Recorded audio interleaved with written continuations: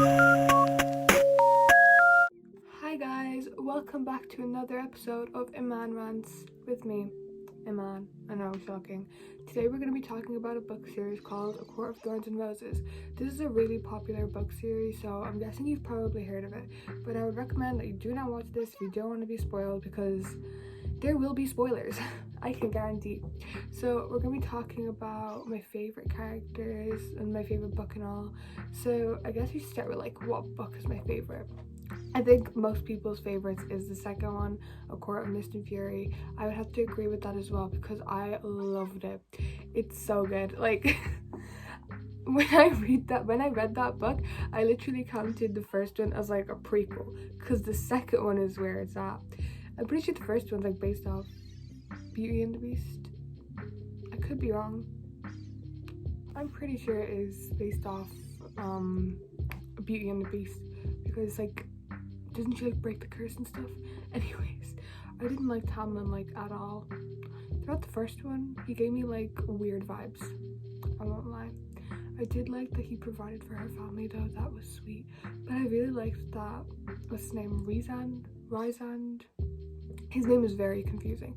But he like gave her options. He wasn't like, he was protective and caring about her, but he also wasn't overbearing over to the fact that like you have to do this and have to like do what I say. He gave her freedom, which is what everyone needs. Like he can say his opinion, but he also let her do what she wanted, which is definitely something that Feyre needed. Because come on, in the end of the last one, she got all these powers, and then she's treated like, oh, she needs help, she can't save herself. Like, are you joking? She could literally be the queen of the whole flipping country. Is Prithian a country? I don't actually know. But yeah, like why were they so overbearing to her? And Lucian, he could have helped so much.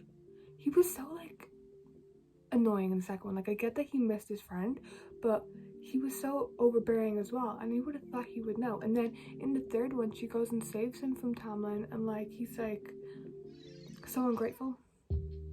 Like, come on. Tamlin was just 0 out of 10. Did not like him at all. Rysand, he had amazing character development. We love him. And Feyre, also an amazing character. She was a really good protagonist. I liked her in the first one.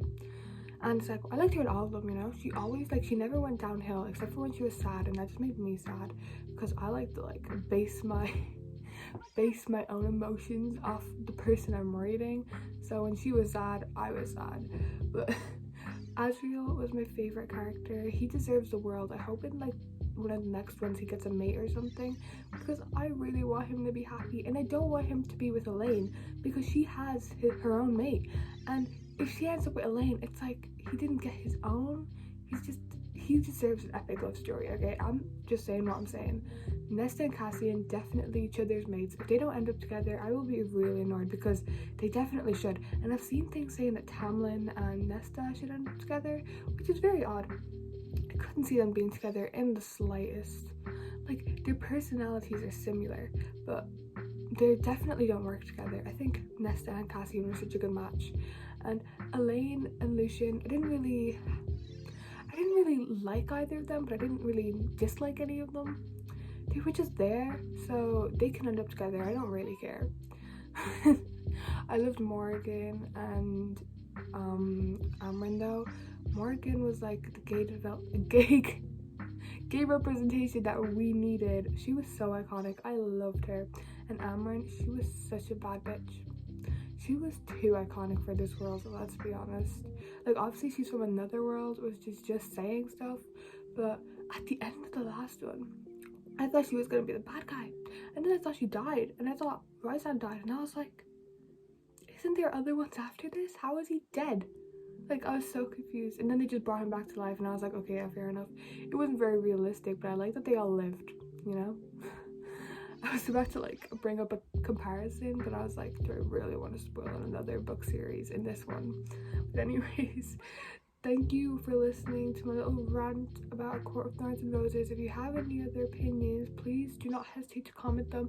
And if you enjoyed the video, please subscribe and like. Thank you for watching.